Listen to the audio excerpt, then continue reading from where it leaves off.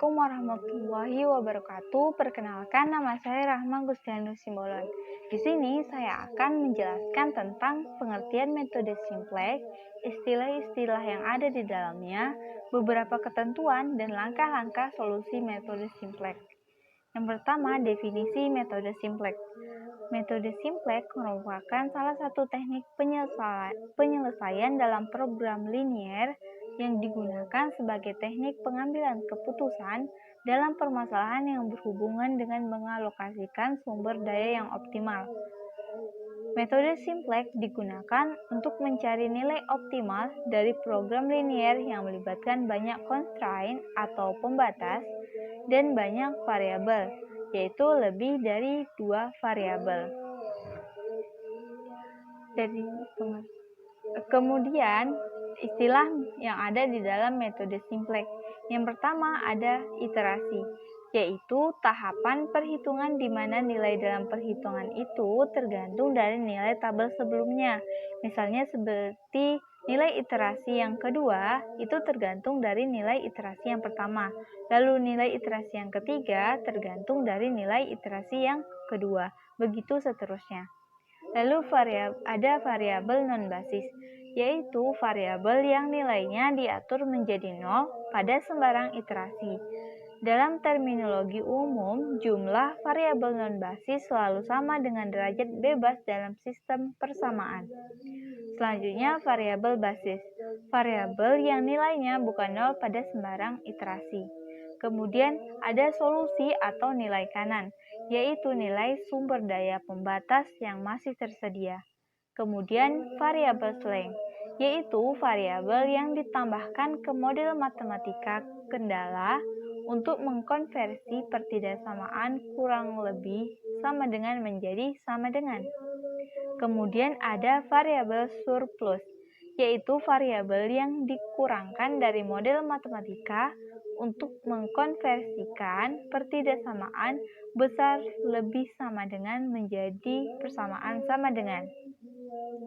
Selanjutnya ada variabel buatan, yaitu variabel yang ditambahkan ke dalam model matematika kendala dengan bentuk lebih besar sama dengan atau sama dengan difungsikan sebagai variabel basis awal.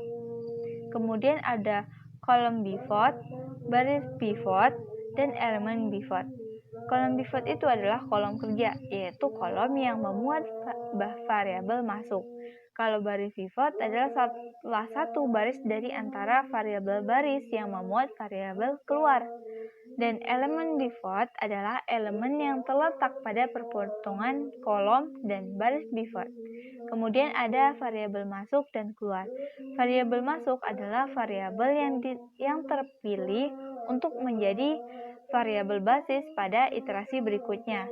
Sedangkan variabel keluar adalah variabel yang keluar dari variabel basis pada iterasi berikutnya dan kemudian digantikan dengan variabel masuk. Selanjutnya, ada beberapa ketentuan dalam penyelesaian metode simplex. Yang pertama itu, nilai kanan fungsi tujuan harus bernilai 0. Yang kedua, nilai kanan fungsi kendala harus positif. Lalu yang ketiga, fungsi kendala dengan tanda kurang lebih sama dengan harus diubah ke bentuk sama dengan menambahkan variabel slang atau surplus.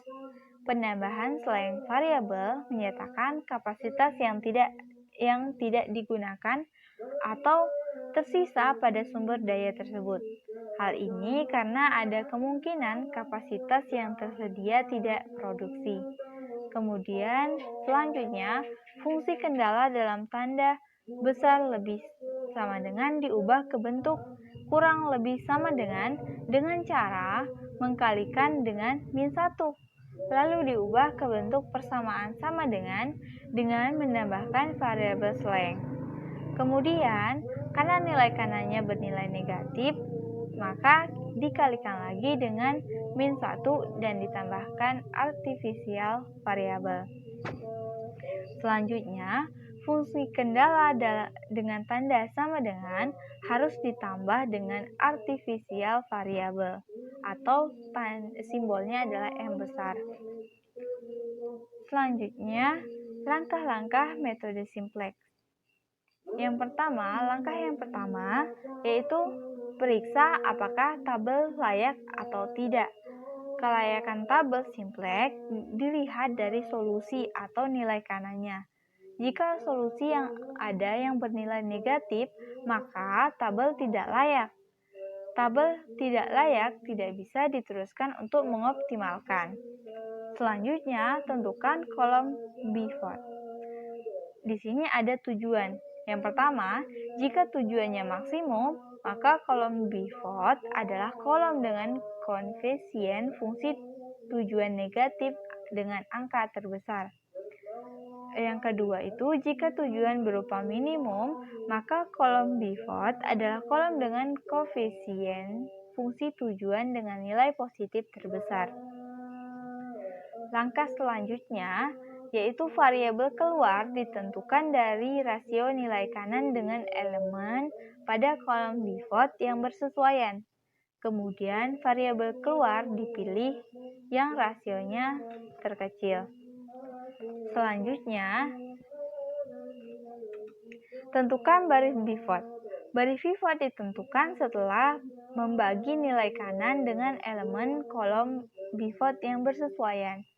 Baris pivot adalah baris yang rasio pembagiannya itu terkecil. Kemudian tentukan elemen pivot, yaitu elemen pivot itu adalah baris pivot dan kolom pivot. Selanjutnya, bentuk tabel simplex baru. Kemudian, periksa apakah tabel sudah optimal. Keoptimalan tabel dilihat dari koefisien fungsi tujuan, yaitu nilai pada baris Z tadi.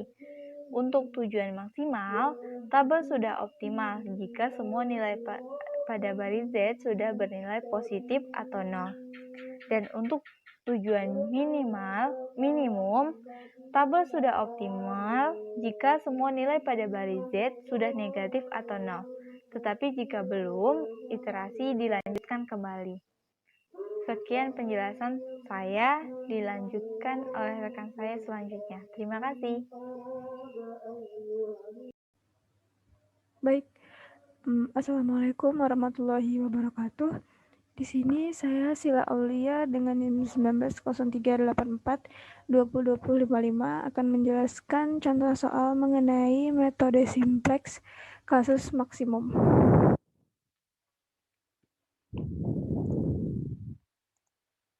Nah, di sini untuk catatan sedikit bahwa untuk tujuan maksimasi atau maksimum, tabel sudah dioptimal jika semua nilai pada baris Z itu sudah bernilai positif atau 0.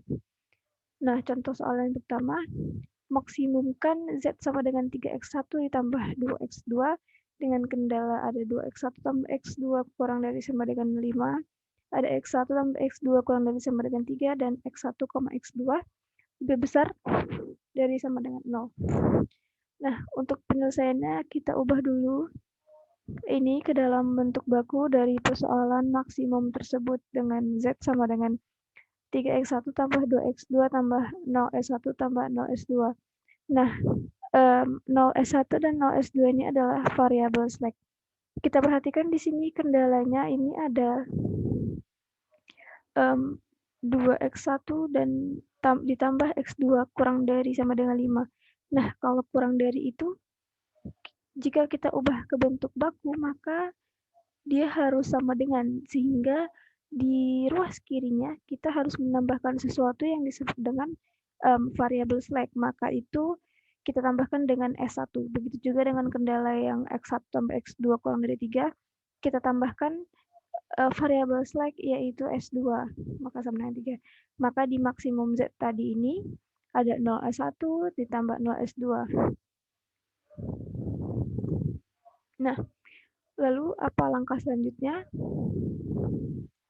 Nah, di sini sudah saya tuliskan soalnya tadi semuanya.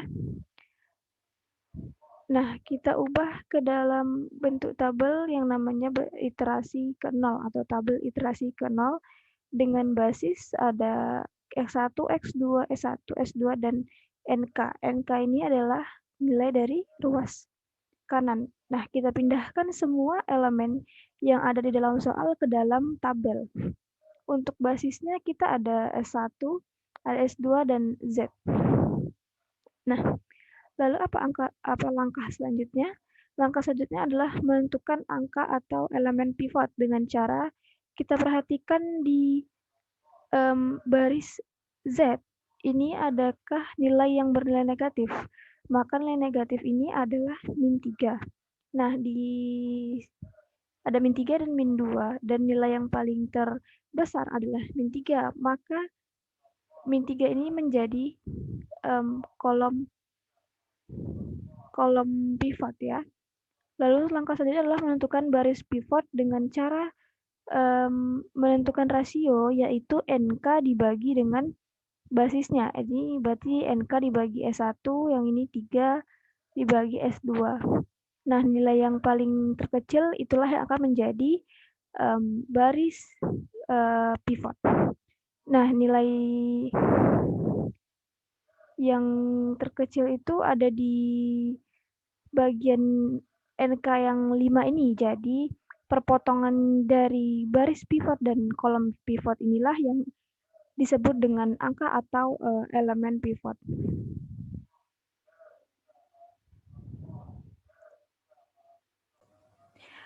Nah, lalu langkah selanjutnya adalah setelah kita menentukan angka atau elemen pivot yaitu 2, kita akan masuk kepada tabel iterasi ke-1. Nah, untuk tabel iterasi ke-1 ini untuk yang baris pertama itu adalah setengah B1 karena di sini kita akan membuat angka 2 di atas menjadi 1. Nah, caranya adalah dengan mengalikan setengah dikali B1. Maka setengah dikali 2 sama dengan 1, setengah dikali 1 sama dengan setengah, setengah kali 1, begitu juga dan seterusnya. Nah, di basis ini kita akan mengeluarkan S1 sehingga X1-nya pindah ke dalam basis. Untuk baris yang kedua, itu rumusnya adalah B2 dikurangi 1/2 B1. Nah, di sini pembilangnya adalah ada pada kolom pivot dan penyebutnya itu ada pada angka pivot. Jadi pembilangnya ada 1, penyebutnya 2. Jadi B2 dikurang 1/2 dari B1. Nah, didapatlah di baris yang kedua. Nah, di baris yang ketiga begitu juga sama, yaitu B3 dikurang min 3/2 B1 atau B3 tambah 3/2 B1 nanti hasilnya. Oke. Nah, langkah selanjutnya tadi sudah dibahas sebelumnya bahwa suatu masalah maksimum ini dikatakan sudah optimal jika pada baris Z itu tidak ada lagi nilai yang negatif. Sedangkan di sini ada nilai yang negatif yaitu min 1/2 sehingga kita melakukan operasi iterasi lagi ya. Nah, di sini kita menentukan lagi angka pivotnya dengan cara jelas di sini bahwa ini adalah kolom pivotnya, yang min setengah ini, X2 ini adalah kolom pivotnya. Dan yang menjadi baris pivotnya kita cari lagi dengan cara rasio, yaitu nilai kanannya dibagi dengan basis. Dapatlah 5 dan 1, maka nilai yang paling kecil adalah 1 sehingga setengah menjadi angka atau elemen pivot. Nah, langkah selanjutnya adalah X2 menjadi basis karena di sini kita akan mengeluarkan S2 dan menjadikan X2 menjadi basis. Nah, caranya sama dengan yang tadi rumusnya. Yang pertama kita perhatikan dulu baris yang ada di X2 karena kita akan membuat setengah ini sama dengan 1. Maka caranya adalah 2 dikali B2. Begitu juga seterusnya. Lalu pada yang baris X1 itu rumusnya adalah B1 dikurangi B2. Dan yang ketiga adalah B3 dikurangi B2.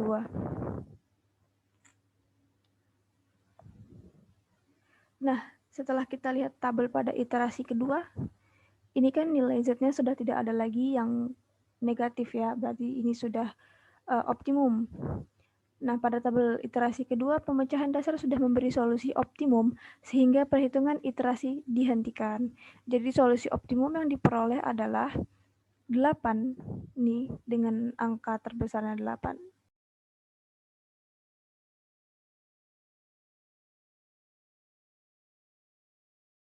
Baiklah, Assalamualaikum warahmatullahi wabarakatuh. Perkenalkan, nama saya Tiara Haranda Chartika. Jadi di sini saya akan menjelaskan mengenai unbounded solution. Jadi bisa dikatakan solusi tak terbatas. Namun sebelumnya saya akan memberikan pembukaan dulu mengenai solusi masalah pemrograman linear. Ini sebenarnya terbagi menjadi dua macam, yaitu solusi terbatas dan solusi tak terbatas. Nah, di sini saya akan menjelaskan mengenai solusi tak terbatasnya atau yang kita sebut dengan unbounded solution. Nah, jadi apa itu solusi tak terbatas? Jadi, solusi tak terbatas adalah situasi ketika solusi optimal yang layak tidak dapat ditentukan. Sebaliknya, terdapat banyak solusi yang tak terhingga. Jadi, tidak mungkin untuk menyelesaikan masalah di mana situasi ini terjadi. Nah, kita lanjut ya untuk penentuan solusi tak terbatas. Jadi di sini tuh ada 4 dalam metode grafis, dalam algoritma simplex atau yang kita sebut sebagai metode simplex, lalu ada dalam kehidupan nyata dan dalam masalah pemrograman linear umum. Nah, untuk dalam metode grafis itu untuk menyelesaikan masalah program linear ini, jika wilayah yang layak tidak memiliki batasan atau tidak ada batasan yang memberikan batasan maksimum pada wilayah yang layak atau wilayah yang kita kerjakan itu, maka solusinya dikatakan tidak terbatas. Nah, lalu dalam algoritma simplex, untuk menyelesaikan masalah pemrograman linear, jika kolom rasio pengganti atau kolom yang menggambarkan rasio kolom solusi ke kolom pivot itu memiliki semua nilai negatif, dia nilainya negatif atau tidak terdefinisi, yang berarti salah satu kolom pivot itu atau kolom solusi itu memiliki nilai negatif atau nilai dari kolom pivot itu adalah 0, maka muncul solusi tak terbatas. Nah, kita lanjut yang ketiga itu dalam kehidupan nyata.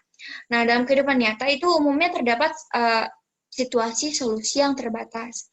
Jadi tidak ada kehidupan nyata, tidak ada masalah dalam kehidupan nyata dari situasi solusi tak terbatas ini. Jadi setiap kali situasi tersebut muncul saat menyelesaikan masalah pemrograman linear, berarti ada kemungkinan. Kemungkinan apa? Kemungkinan terjadinya kesalahan dalam perumusan masalah. Seperti itu.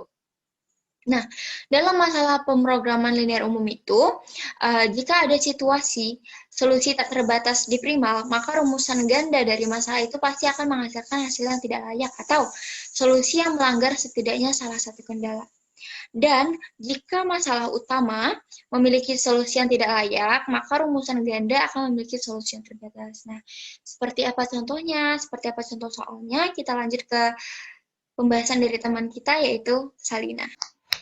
Assalamualaikum warahmatullahi wabarakatuh. Saya Salina, dan di sini saya akan menjelaskan mengenai contoh soal yang ada di PPT dengan kejadian khusus unbounded solution atau kejadian solusi yang tidak terbatas. Di sini soalnya kita akan memaksimumkan nilai Z, yaitu sama dengan 20x1 ditambah 10x2 ditambah x3. Dengan kendalanya yang pertama yaitu 3x1 dikurang 3x2 ditambah 5x3 kecil sama dengan 50. Dan x1-nya, kendala yang kedua yaitu x1 ditambah x3 kecil sama dengan 10. Kendala yang ketiga yaitu x1 dikurang x2 ditambah 4x3 kecil sama dengan 20. Dengan x1-nya itu lebih besar dari 0, x2-nya itu lebih besar dari 0, dan x3-nya itu lebih besar dari 0. Nah, dari ketiga kendala tersebut,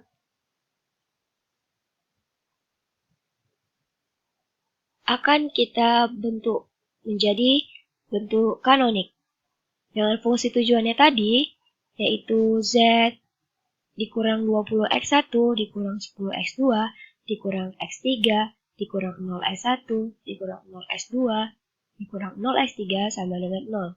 Nah, jadi fungsi tujuan yang tadi yaitu tujuan yang ingin kita maksimumkan. Nah, jadi semua yang ada di ruas kiri itu kita pindahkan ke ruas kanan, sehingga bernilai negatif. Dan ada S1, S2, S3. Nah, S1, S2, S3 ini merupakan penyempurna untuk persamaan yang pertama, persamaan kedua, dan persamaan ketiga. Oke, untuk baris 0 atau fungsi tujuannya itu, yaitu sama Z dikurang 20X1 dikurang 10X2 dikurang X3 dikurang 10 S1 dikurang 0 S1 dikurang 0 S2 dikurang 0 S3 sama dengan 0. Nah, untuk baris yang pertama tadi, pertama ini yaitu adalah kendala yang pertama. Jadi kita mengubah kecil sama dengannya itu menjadi sama dengan. Dan kita menambah S1-nya ini. Nah, S1 ini adalah penyempurna untuk barisan yang pertama. Lalu untuk S1 yang kendala kedua itu ada di baris kedua. Nah, baris kedua ini yaitu X1 ditambah X3 ditambah S2 sama dengan 0. Nah, sama yang kendala kedua itu tadi kan kecil sama dengan. Nah, kita ubah ke bentuk kanonik sehingga bentuknya sama dengan. Dan ada S2 ini adalah penyempurna untuk barisan yang kedua. Selanjutnya, baris ketiga, yaitu sama, kita akan mengubah bentuk kecil sama dengan itu menjadi sama dengan, dan ditambah dengan S3, adalah penyempurna untuk barisan ketiga. Sehingga barisan ketiga nilainya X1 dikurang X2 ditambah 4X3 ditambah S3 sama dengan 20. Selanjutnya, kita akan bentuk iterasi yang pertama. Jadi iterasi ini kita akan mengelompokkan variabel-variabel yang tadi, di mana ada basic Z, X1, X2, X3, S1, S2, S3, dan RHS atau right hand side, ruas sisi kanan, dan rasio. Selanjutnya, untuk baris yang 0, kita akan memisahkan angkanya, yaitu 1, negatif 20, X2-nya itu negatif 10, S3-nya itu negatif 1, S1-nya itu 0, S2-nya 0, S3-nya 0, dan ruas sisi kanannya itu tadi bernilai 0. Selanjutnya, untuk baris 1, di mana Z-nya itu tidak ada, jadi bernilai 0. X1-nya itu bernilai 3, X2-nya itu bernilai negatif 3, X3-nya itu bernilai 5, S1-nya itu bernilai 1, S2-nya itu tidak ada sehingga 0, S3-nya itu bernilai 0 juga. Dengan ruas sisi kanannya itu bernilai 50. Untuk baris yang kedua, di mana elemen Z-nya ini tidak ada, jadi bernilai 0. X1-nya tadi bernilai 1, X2-nya itu tidak ada, jadi bernilai 0. Lalu X3-nya itu bernilai 1, S1-nya juga tidak ada, jadi bernilai 0. S2-nya bernilai 1, S3-nya tidak ada, maka bernilai 0. Dengan ruas sisi kanannya, yaitu 10. Selanjutnya, untuk baris ketiga, sama, elemen Z-nya ini tidak ada, jadi bernilai 0. X1-nya itu bernilai 1, X2-nya itu bernilai negatif 1, X3-nya bernilai 4, S1-nya itu 0, S2-nya 0, S3-nya 1. Dengan ruas sisi kanannya, yaitu 20. Nah, selanjutnya, kita akan menentukan basic. Basic itu di mana setiap kolom yang mempunyai elemen identitas. Jadi 1000 ada di Z, 0100 itu di S1, kolom S1. Ini juga di kolom S2, selanjutnya ada di kolom S3. Lalu, pada baris pertama yang bernilai 1 ini di kolom Z, sehingga basicnya itu adalah Z. Untuk baris 1 itu bernilai 1 pada kolom S1, sehingga basicnya itu adalah S1. Pada baris kedua, yang bernilai 1 itu adalah kolom S2, sehingga basicnya adalah S2. Untuk baris ketiga yang bernilai 1 itu pada kolom S3, sehingga basicnya adalah S3.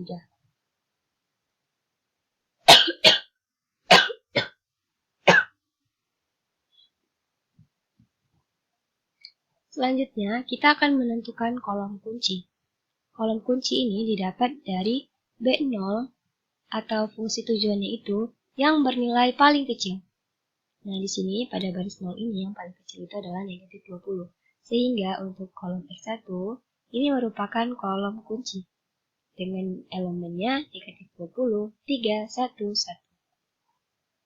Selanjutnya, kita akan menentukan baris kunci. Nah, baris kunci ini kita dapat dari rasio membandingkan luas sisi kanan dengan kolom kuncinya. Jadi kita mulai dari baris pertama. Luas sisi kanannya itu 50 dibagi 3, sehingga hasilnya 16,67. Untuk baris kedua, dengan luas sisi kanannya itu 10 dibagi 1 itu sama dengan 10. Baris ketiga dengan luas sisi kanannya itu 20 dibagi 1 itu sama dengan 20. Nah, dari rasio ini kita mencari barisan yang rasionya itu paling kecil, yaitu pada baris kedua dengan rasionya 10. Maka baris kedua ini merupakan baris kunci dengan elemen 0, 1, 0, 1, 0, 1, 0, 10. Selanjutnya ada unsur kunci. Nah, unsur kunci ini adalah yang menjadi titik potong. Titik potong antara baris kunci dan kolom kunci. Jadi satu ini adalah unsur kunci, di mana unsur kunci itu harus bernilai 1. Kolom kunci ini akan kita jadikan elemen identitas sehingga yang hanya 1 itu di unsur kunci. Jadi, pada B2, karena sudah bernilai 1, maka kita pada iterasi kedua, kita tidak akan mengubah bentuk B2. Yang kita ubah adalah pada B0, negatif 20, 3, 1. Ini akan kita ubah dengan mengoperasikan dasar dari B2 aksen ini ke B0, ke B1, dan ke B3 juga. Sehingga bentuknya menjadi seperti ini. Nah, untuk B2 aksen, kita akan masukin kepada iterasi yang kedua. Sehingga B2 aksen ini, karena sudah bernilai 1, maka persamaannya tetap. Di mana Z-nya 0, X1-nya 1, X2-nya 0, X3-nya 1, S1-nya 0, S2-nya 1, S3-nya 0, dengan luas sisi kanan 10. Nah, untuk B0 aksen itu sama dengan B0 ditambah 20 dikali B2 aksen. Karena unsur kuncinya tadi adalah negatif 20, maka kita mengoperasikan barisan dasar itu dengan B0 ditambah 20 dikali B2 aksen. Sehingga hasilnya akan menjadi 0. Jadi, setiap elemen atau setiap elemen pada baris B0 ini akan kita operasikan dengan ini, B0 ditambah 20 dikali B2 aksen. Sehingga unsur-unsurnya, unsur yang pertama di B0 itu ada 1 ditambah 0 dikali 20, 0 dikali 20 dikali 0, sehingga hasilnya 1. Untuk B0 pada X1 itu bernilai negatif 20, dan B2 aksen itu bernilai 1, sehingga B0 nya negatif 20 ditambah 20 dikali 1 itu hasilnya 0. Selanjutnya pada X2, di mana X2 tadi B0 ini bernilai negatif 10. Dan di B2 aksen, yang X3-nya itu bernilai 0. Sehingga menjadi negatif 10 ditambah 20 kali 0. Hasilnya ada negatif 10. Selanjutnya, untuk baris yang X3, di mana B0 ini bernilai negatif 1. Ditambah 20 dikali 1. Jadi hasilnya 19. Dan baris S1 itu bernilai 0 ditambah 20 dikali 0. Sehingga hasilnya 0. Dan B0-nya itu 0 ditambah 20 dikali B2 aksennya itu bernilai 1 sehingga hasilnya 20. Lanjut lagi untuk B0-nya itu 0, ditambah 20 dikali B2-nya itu 0, sama dengan 0. Lalu untuk yang terakhir yang untuk menghitung ruas sisi kanan, di mana ruas sisi kanan pada B0 itu bernilai 0, ditambah 20 dikali B2 aksennya ruas sisi kanan itu bernilai 10, sehingga hasilnya 200.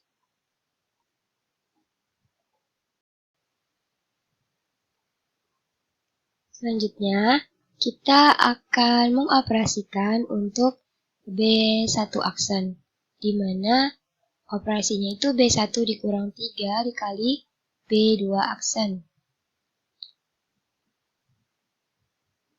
Nah, jadi untuk B1-nya ini bernilai 0 dan B2 aksennya itu juga tadi bernilai 0. Sehingga hasilnya 0.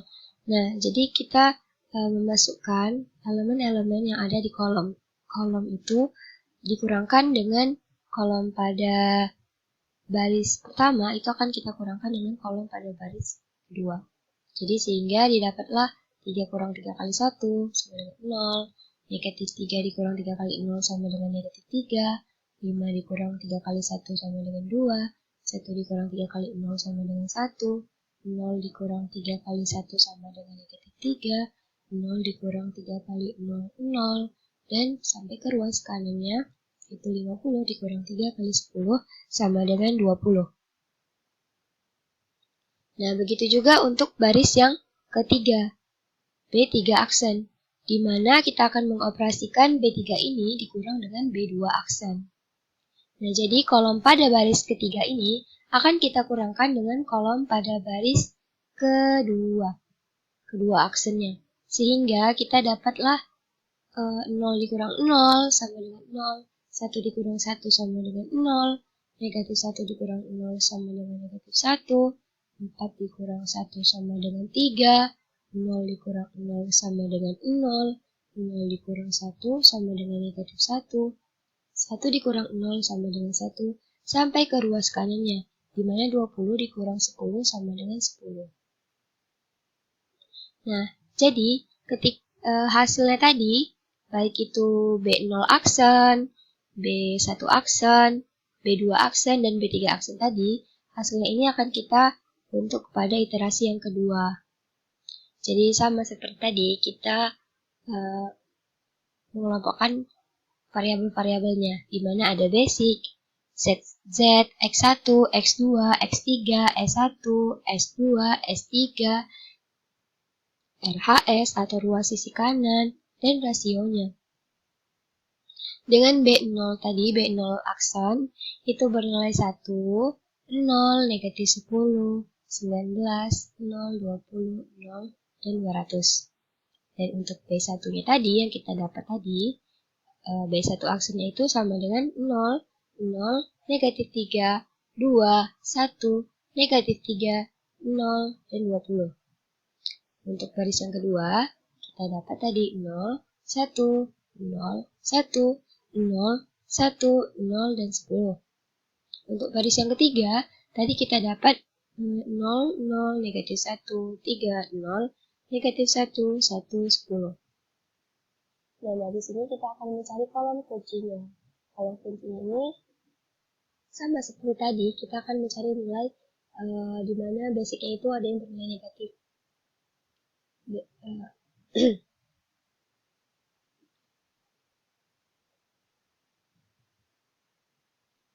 Jadi, setelah kita memasukkan nilai-nilainya tadi, kita akan mencari basicnya. Basicnya itu adalah suatu kolom yang mempunyai nilai elemen identitas. Yaitu ada Z, X1, S1, dan S3. Di mana untuk baris ke-0, itu elemen satunya ada di kolom Z. Jadi basicnya adalah Z. Untuk baris yang pertama, itu elemen satunya ada di S1. Sehingga basicnya adalah S1. Untuk baris yang kedua, elemennya ada di S2. Elemennya ada di X1. Maaf, ada di elemen X1. Jadi basicnya itu ada X1. Lanjut, untuk baris yang ketiga, yaitu elemen identitas dan yang satu ini ada di kolom S3 sehingga basicnya adalah S3. Lalu kita akan menentukan apakah iterasi ini sudah optimal. Nah, ternyata belum, karena B0 ini atau fungsi dari tujuan ini masih ada yang bernilai negatif. Masih ada negatif 10. Dan ini merupakan kolom kunci yang paling kecil. Nah, kolom kunci ini ada min 10, min 3, 0, dan min 1. Nah, jika kita perhatikan dari kolom kunci ini, kita bisa memperhatikan bahwa tidak ada elemen yang bernilai positif. Semuanya pasti negatif dan ada yang 0. Nah, dari sini kita bisa menentukan bahwa pada persoalan ini termasuk sebuah penyelesaian yang solusinya itu tidak terbatas. Nah, jika kita mencari rasionya pun sama, kita tidak bisa membandingkan karena rasionya ini bernilai negatif. Tidak ada yang bernilai tak hingga.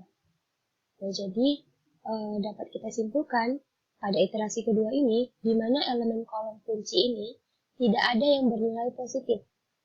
Tidak ada yang bernilai positif. Semua elemen pada kolom kunci bernilai negatif dan 0.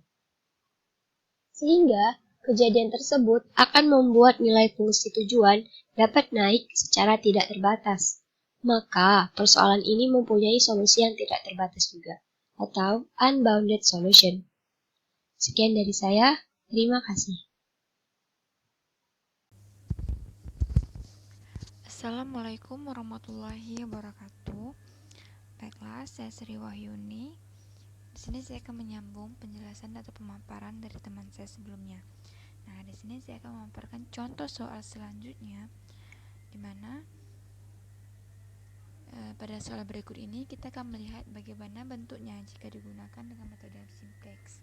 Nah, jadi yang menjadi perintahnya yaitu tentukan solusi optimalnya dengan metode simplex. Nah, di sini kita mempunyai fungsi kendalanya, yaitu jika kita lihat sebelumnya bahwasanya fungsi kendalanya itu kurang dari, maka kita akan membutuhkan selain variabelnya di sini adalah X1 dikurang X2 ditambah S1 ditambah 0 S2 sama dengan 10 dan 2X1 ditambah 0 S1 ditambah S2 sama dengan 40. Kemudian kita mempunyai fungsi tujuannya adalah Z sama dengan 2X1 ditambah X2 ditambah 0S1 ditambah 0S2. Kemudian untuk solusi awalnya kita akan membuat tabel awalnya.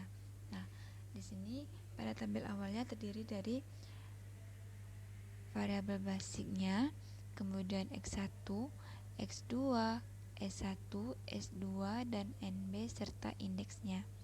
Nah, kemudian di sini kita akan mensubstitusikan pada fungsi kendala sebelumnya, di mana terdapat 1, min 1, 1, 0, dan 10, kemudian 2, 0, 0, 1, dan 40. Seperti yang kita lihat pada di sini. Kemudian yang menjadi variabel basicnya di sini yaitu merupakan identitasnya adalah S1 dan S2. Kemudian untuk ZJ-nya yaitu 0 dan 0. Nah, kemudian ada JZ-nya yang koefisien dari fungsi tujuannya di sini adalah 2, 1, 0, dan 0. Nah, kemudian kita akan mencari CJ-nya, berarti dihitung dari dimana kita akan mengalihkan nilai 1 di sini dikali pada nilai JZ pertamanya yaitu 0, kemudian ditambah pada variabel basis yaitu 2 dan dikalikan lagi dengan 0 pada JZ-nya, sehingga pada Microsoft Excel-nya dimuncul hasilnya yaitu 0, 0, 0, dan 0. Nah, di sini kita akan mencari apakah ini sudah optimal atau belum. Berarti kita akan mencari dengan mengurangkan CJ dengan ZJ-nya, di mana pada Excel didapati dari CJ yaitu 0 dikurangi dengan JZ nya yaitu 2, didapati hasilnya yaitu min 2, min 1, 0, 0, dan 0. Dan di sini kita lihat bahwasanya hasilnya belum optimal.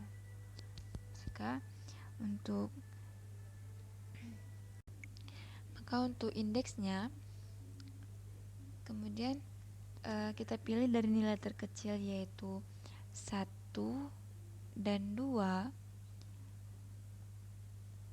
sehingga hasil indeksnya didapati dari dimana nilai NB-nya yaitu 10 dibagi dengan nilai satunya yang dikatakan sebagai elemen kuncinya, yaitu hasilnya 10.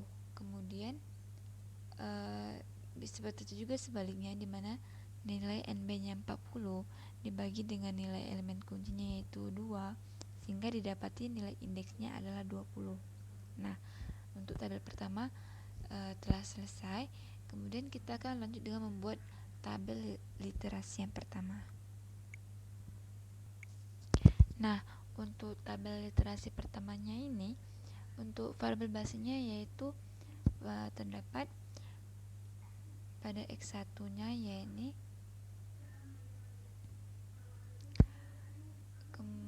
yaitu X1.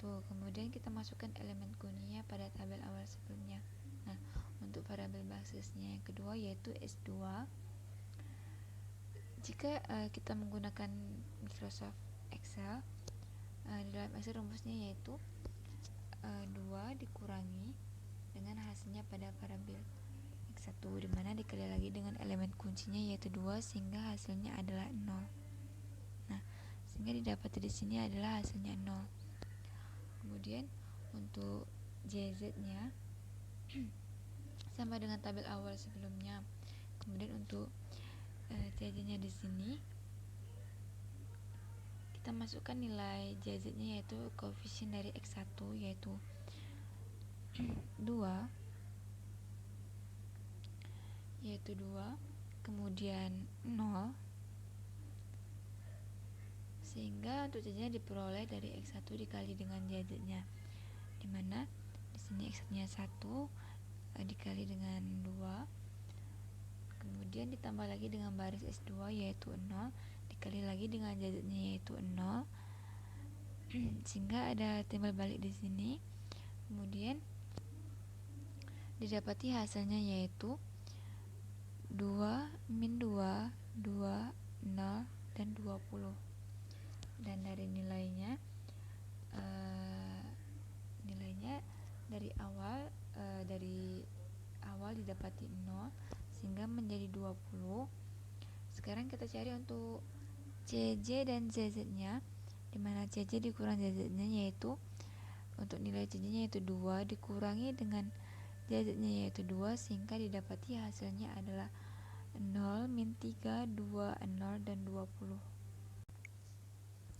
Nah, ternyata dari hasil kolom kuncinya ini minus yang terdapat pada min 1 dan 2 ini termasuk dalam kunci kolom kuncinya ini didapati minus di min 3 nya, sehingga hasilnya adalah min 10 jika kita cari indeksnya. Nah, dikarenakan pada min 10 adalah minus, maka otomatis di sini tidak bisa, karena di indeks itu harus lebih dari sama dengan 0. Nah, jadi kalau indeks di sini minus, maka ini sudah tidak bisa dibandingkan lagi, karena yang dibandingkan adalah yang nilainya positif. Nah, karena yang positif satu-satunya di sini, maka ini merupakan baris kuncinya dan 2 adalah menjadi elemen kuncinya. Seperti yang dijelaskan sebelumnya, dikarenakan nilai 10 ini adalah nilai satu-satunya positif, maka yang menjadi baris kuncinya dan elemen kuncinya yaitu ditandai dengan stabilo warna orange, dan elemen kuncinya ditandai dengan nilai 2 atau diwarnai dengan warna merah. Nah, untuk elemen pertama ini tadi didapati bahwasanya untuk elemen kuncinya yaitu nilai 2. Kemudian untuk literasi berikutnya, untuk variabel basisnya itu tetap X1, kemudian di bawahnya berubah menjadi X2. Nah, selanjutnya ini adalah di X2 terdapat 0 dibagi dengan elemen kuncinya sehingga didapati hasilnya adalah 0, 1, min 1, 1 per 2, dan 10. Kemudian untuk yang X1-nya, untuk di baris X1-nya didapati hasilnya adalah hasil dari X1 pada tabel sebelumnya dikali dengan X2, maka diperoleh hasilnya 1, 0, 0, 1 per 2, 20. Nah, untuk koefisien ZJ-nya adalah X1 itu variabelnya 2, kemudian untuk X2 variabelnya yaitu 1.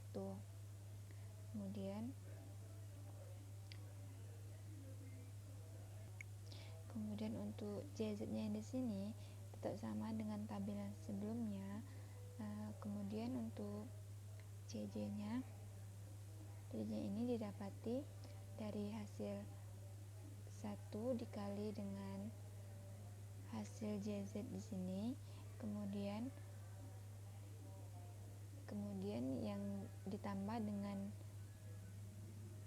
X2, hasil dari X2, variabel di X2 dikali dengan JZ dari variabel X2 yaitu 1, sehingga hasilnya 2, 1, min 1, 1, 1 per 2, dan 50.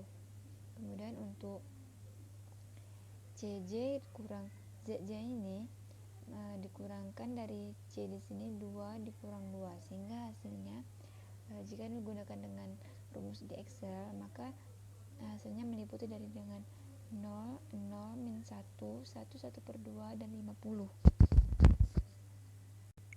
Nah, di sini terdapat sebuah keganjilan di mana S di sini awalnya adalah S itu awalnya sudah masuk pada variabel basisnya, dan kemudian keluar lagi. Setelah keluar ternyata hasilnya di sini adalah negatif. Di literasi kedua ini hasilnya adalah negatif. Nah, di sini hasilnya negatif, otomatis kalau ini negatif, maka kita akan melakukan literasi lagi. Nah, di sini kita lihat pada literasi ini, kita cari indeksnya, di mana kita mencari indeks di sini yang menjadi elemen kuncinya yaitu 0 dan min 1. Nah, kemudian kita lihat indeksnya, kita kembali lagi ke angkanya yaitu 0 dan min 1. Jelas jika kita di sini kita temukan di NB-nya kita bagikan dengan elemen kunci yang pertama, maka hasilnya 0, dan itu tidak boleh. Dan untuk yang kedua, jika kita bagikan dengan elemen kunci yang kedua, maka hasilnya adalah negatif. Nah, karena indeks tadi itu tidak boleh negatif, maka ininya masih minus. Nah, minus ini secara teori belum optimal, tapi kalau kita lihat indeksnya ini tidak ada yang dipilih. Nah, kita lihat di sini tidak ada yang dipilih untuk dijadikan indeks, maka di sini dikatakan sebagai unbounded solution karena kita melihat ini belum optimal, tapi nilai di sini masih bertambah. Nah, kita lihat dari tabel-tabel sebelumnya, di mana dari 0, kemudian 20, dan kemudian hingga di sini 50. Namun dilihat secara teori, ya ini belum memenuhi optimal, dan dicari indeksnya pun tidak bisa. Seperti itu. Maka di sini kesimpulannya adalah karena ini belum optimal, maka soal ini dikatakan unbounded solution atau solusinya tidak terbatas. Nah, sekian yang dapat saya sampaikan. Saya ucapkan terima kasih. Wassalamualaikum warahmatullahi wabarakatuh.